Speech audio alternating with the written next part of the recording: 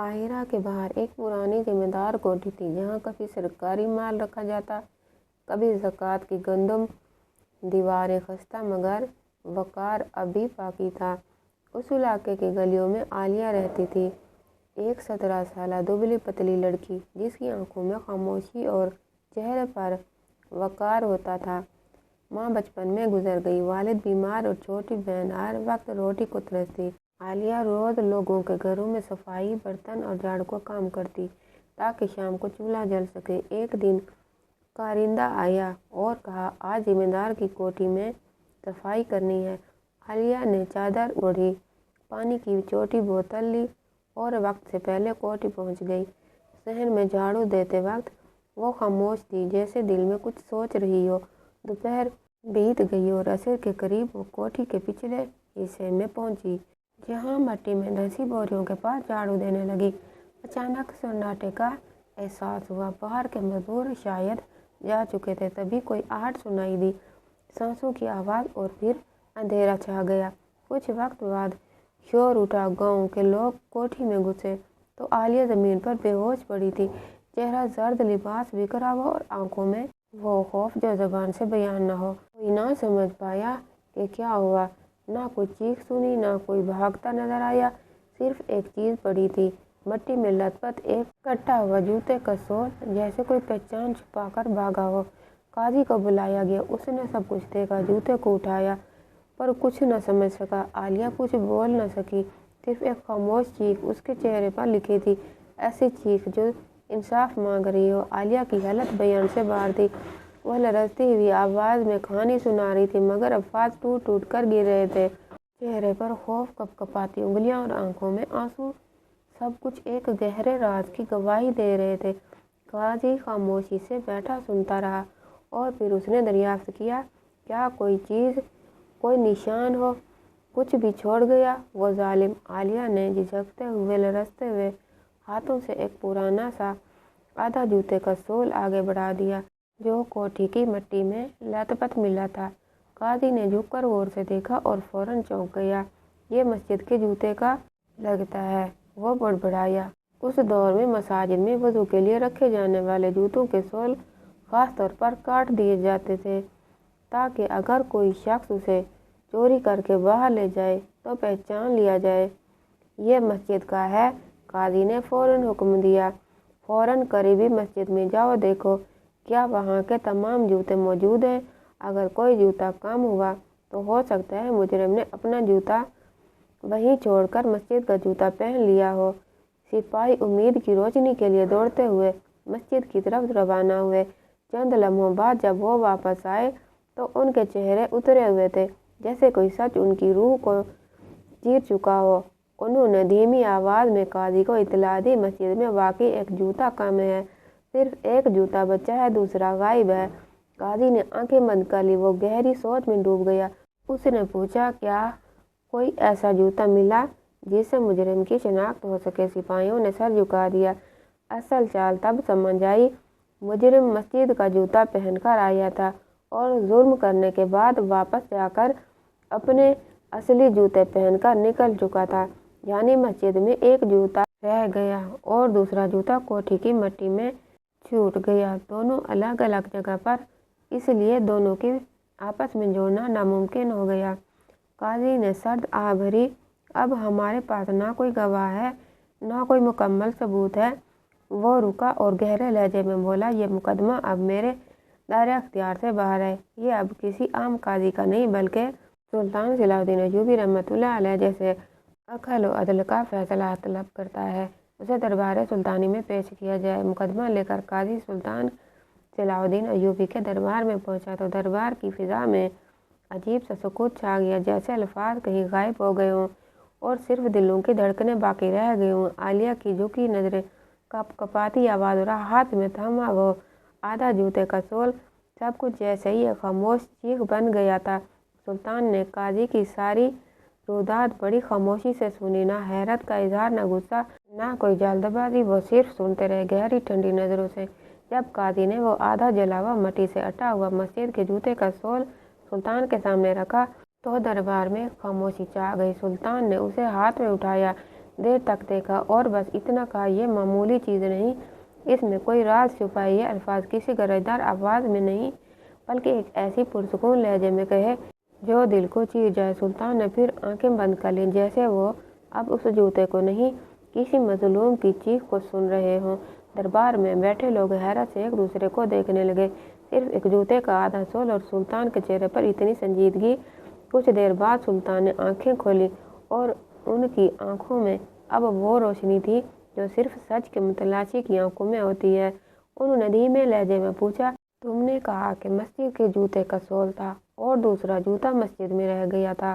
قاضی نے سر ہلایا، جی، اور مجرم اپنے اصلی جوتے پہن کر نکل چکا تھا۔ سلطان نے گہری سانس لی اور آسمان کی طرف نظر اٹھا کر کہا، یا اللہ، تو ہی جانتا ہے کہاں ظلم ہوا اور کہاں انصاف دب گیا، لیکن اب اگر اس جوتے میں راز چھپا ہے تو ہم اسے ضرور کھولیں گے اور مظلوم کے آنسو رائگاں نہیں جانے دیں گے۔ پھر سلطان نے درباریوں کی طرف دیکھا اور حکم دیا، اس مقدمے کو ہم خود سنیں گے، خود چھانیں گے اور انصاف خود کریں گے، کیونکہ ایک لڑکی کی خاموش چیخ اس تخت سے بلند ہے جس پر ہم بیٹھے ہیں۔ عالیہ کے آنسو تھم گئے، مگر اس کی امید اب کسی عام انسان سے نہیں بلکہ سلطان صلاح الدین ایوبی سے جڑ چکی تھی، جس کی عدالت میں اندھیرے چھپ نہیں سکتے تھے۔ اب سلطان صلاح الدین ایوبی رحمۃ اللہ علیہ نے سپاہیوں کو حکم دیا کہ عالیہ کو بحفاظت اس کے گھر پہنچا دیا جائے۔ قاضی کو بھی رخصت کر دیا گیا اور خود دربار میں بیٹھے سوچنے لگے۔ جاتے وقت سلطان نے عالیہ کو پراعتماد لہجے میں یقین دلایا کہ تمہیں انصاف ضرور ملے گا، جب تک تمہیں انصاف نہیں دلواتا میں چین سے نہیں بیٹھوں گا۔ سب درباری یہی سمجھے کہ اب سلطان اپنے خاص کمرے میں آرام فرمائیں گے، مگر دراصل وہ عظیم سلطان عام آدمی کا بھیس بدل کر محل کے پچھلے دروازے سے نکل کر اس کوٹھی کی طرف روانہ ہو چکے تھے جس کوٹھی میں عالیہ کے جسم کے ساتھ ظلم کی انتہا کی گئی تھی۔ عالیہ نہ صرف خوبصورت اور حسین و جمیل لڑکی تھی بلکہ وہ ایک کنواری، نازک مزاج اور معصوم لڑکی تھی، اور اس روز وہ کوٹھی میں اکیلی کام کر رہی تھی۔ تحقیقات سے یہ ثابت ہو چکا تھا کہ کوٹھی کا کارندہ اس وقت کسی کام سے بازار گیا ہوا تھا اور بازار کے کئی تاجر اور گاہکوں نے اس کی موجودگی کی گواہی دی تھی۔ اسی طرح دو مزدور جو عالیہ سے پہلے کام مکمل کر کے جا چکے تھے، ان کے متعلق خود عالیہ نے گواہی دی تھی۔ میں نے ان دونوں کو جاتے ہوئے اپنی آنکھوں سے دیکھا ہے۔ اب سوال یہ تھا کہ آخر وہ کون شخص ہو سکتا ہے جو مسجد سے سیدھا کوٹھی آیا، اور جب اس نے عالیہ کو دیکھا تو اس کی معصومیت کو درندگی سے روند کر چلا گیا۔ یہ تمام سوالات سلطان کے ذہن میں بجلی کی مانند گونج رہے تھے۔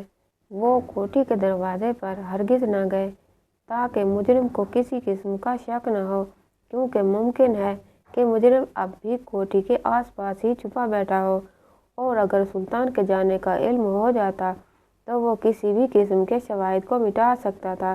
چنانچہ سلطان صلاح الدین ایوبی رحمۃ اللہ علیہ ایک بلند دیوار پلانگ کر اس سنسان اور خاموش کوٹھی کے اندر داخل ہوئے۔ جیسے ہی سلطان اندر داخل ہوئے تو انہوں نے فوراً وہ جگہ پہچان لی جہاں عالیہ کے ساتھ زیادتی کی گئی تھی، کیونکہ وہاں مٹی میں کافی زیادہ پیروں کے نشانات موجود تھے اور زمین کی حالت بھی اس ظلم کی گواہ بن چکی تھی۔ سلطان صلاح الدین ایوبی رحمۃ اللہ علیہ کے پاس پہلے ہی ایک اہم ثبوت موجود تھا، مسجد سے ملنے والا ٹوٹا ہوا جوتے کا سول۔ سلطان اس مقام سے ادھر ادھر نظریں دوڑانے لگے کہ شاید کوئی اور ثبوت بھی ہاتھ آ جائے، لیکن اچانک ان کی نظر ایک سمت جاتے ہوئے پیروں کے نشان پر پڑی جو باقی تمام قدموں سے مختلف تھے۔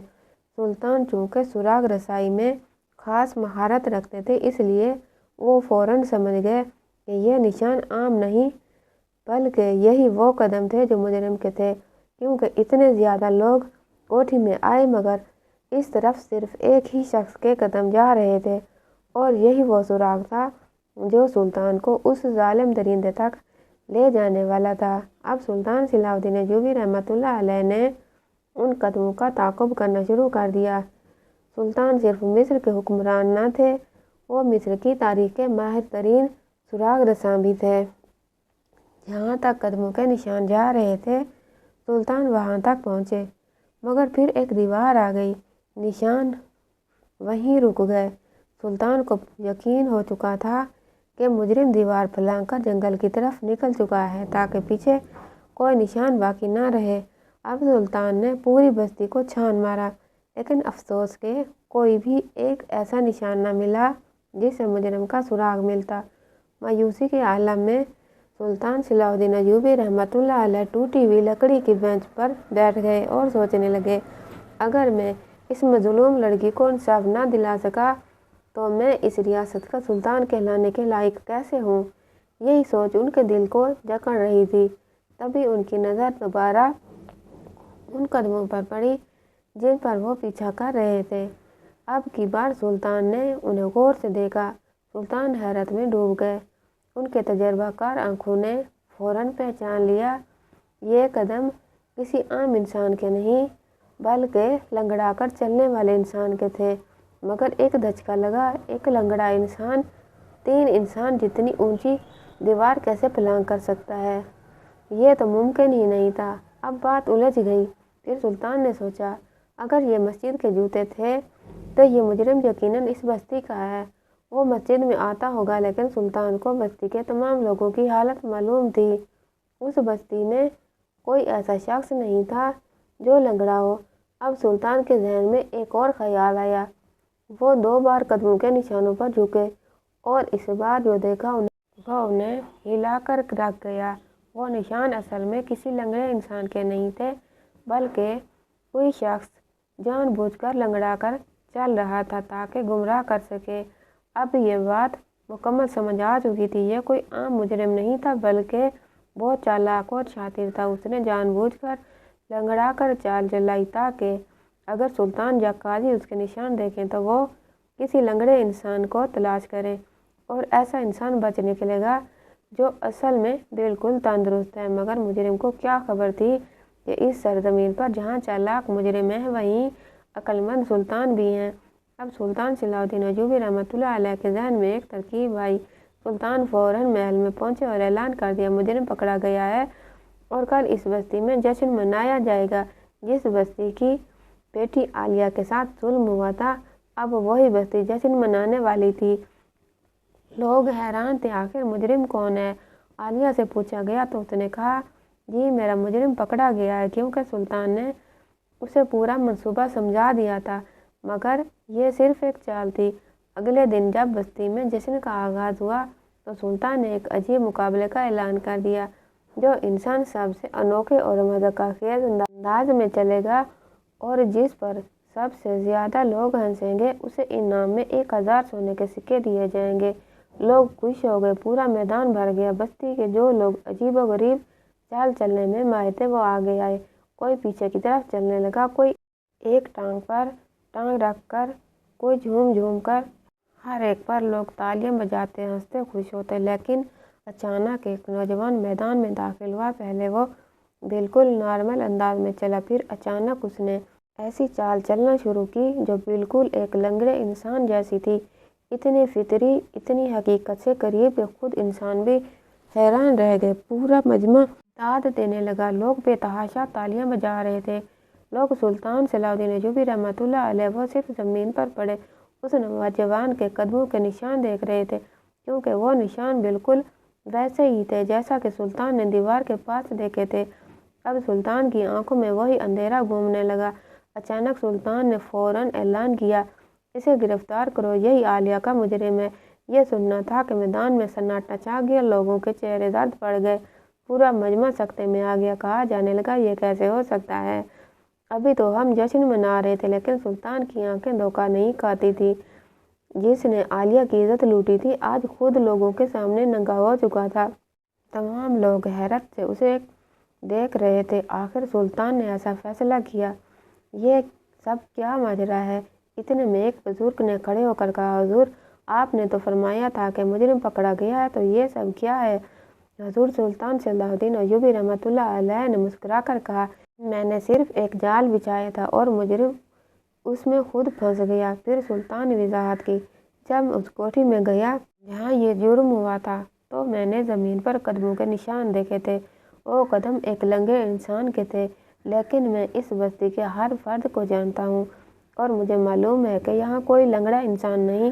تب میں سمجھ گیا کہ किसी ने जानबूझकर गुमराह करने के लिए लंगड़ा बनने का चाल चलने का ढोंग रचाया है ताकि पहचाना ना जा सके। इसलिए मैंने जश्न का ऐलान करवाया और इसमें वही अंदाज चलने का मुकाबला रखा, क्योंकि जो इस अंदाज में चलने में माहिर है वो इनाम की लालच में ज़रूर आएगा। सुल्तान ने कहा। तमाम लोग चलते गए। मैं उन कदमों के निशानात देखता गया, लेकिन किसी के कदम उन जैसे नहीं थे। मैं परेशान होता गया, यहाँ तक कि आखिर मैंने ये नौजवान आया और मैंने इसको देखा, और जैसे ही इसने वैसे चाल चलना शुरू किया मुझे यकीन हो गया यही वो शख्स है। सुल्तान ने नौजवान की तरफ देखा और कहा, बताओ असल माजरा क्या है। नौजवान कांपते हुए लहजे में बोला, सुल्तान मुअज़्ज़म, मैं अपने गुनाह का इकरार करता हूँ। आलिया मुझे बहुत पसंद थी। वो हसीन, बहाया और उस बस्ती की सबसे खूबसूरत लड़की थी। मेरी इसी बस्ती में एक छोटी सी दुकान है और आलिया का घर इसी गली में। वो अक्सर काम के लिए बाहर जाती और मेरी दुकान के सामने से गुजरती। मैं उसे देखकर अपनी हवस पर काबू न रख सका। एक दिन मैंने उसे पैगाम भेजा और पेशकश की कि अगर वह मेरी ख्वाहिश पूरी कर दे तो मैं उसके घर का सारा खर्चा उठाऊंगा। उसे बाहर जाने की ज़रूरत नहीं होगी, लेकिन उसने इनकार कर दिया। तब मैंने तय कर लिया, मौका मिलते ही अपनी हवस पूरी करूंगा।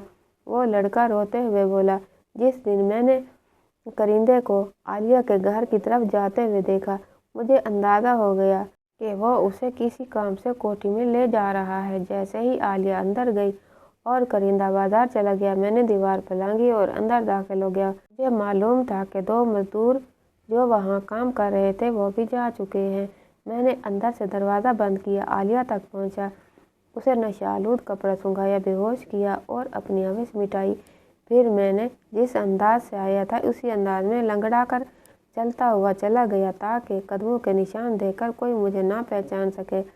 मैं समझा था मैं कामयाब हो गया हूँ, लेकिन सुल्तान, मुझे आपकी ज़हानत का अंदाज़ा नहीं था। यह सुनते ही सुल्तान सलाहुद्दीन अय्यूबी रहमतुल्लाह अलैह के चेहरे पर गुस्से की शिद्दत बढ़ गई। उन्होंने एक ज़ोरदार थप्पड़ उस नौजवान के चेहरे पर मारा। वो ज़मीन पर गिर गया। सुल्तान ने गरेदार आवाज़ में कहा, इसे गिरफ्तार किया जाए, इस पर मुकदमा चलाया जाएगा और इसे सख्त से सज़ा दी जाएगी। इतने में आलिया बोली, सुल्तान मुअज़्ज़म, इसको सज़ा देने से मेरी इज़्ज़त तो वापस नहीं आएगी। ये इंसाफ नहीं, बस इसे कोड़े मारे जाएं। सुल्तान ने नरमी से पूछा, तो बताओ तुम क्या कहती हो। आलिया ने कहा, मैं चाहती हूँ कि यह मुझसे निकाह करे। शायद इसी तरह मेरी खोई हुई इज़्ज़त किसी हद तक वापस आ जाए और मुझे एक सहारा भी मिल जाए, क्योंकि अब इस वाक़े के बाद कोई मुझसे निकाह करने को तैयार नहीं होगा। ये सुनकर सुल्तान ने नौजवान की तरफ देखा और कहा, तुम्हारे पास 2 रास्ते हैं, या तो तुम सज़ा के लिए तैयार हो जाओ या इस लड़की से निकाह कर लो। मुजरिम ने गुस्से से कहा, मैं ऐसे लड़की से कैसे निकाह करूंगा। सुल्तान की और वीडियो को लाइक और चैनल को सब्सक्राइब करना मत भूलिएगा। इंशाअल्लाह ताला कल अगली वीडियो के साथ हाजिर होंगे। तब तक के लिए अल्लाह।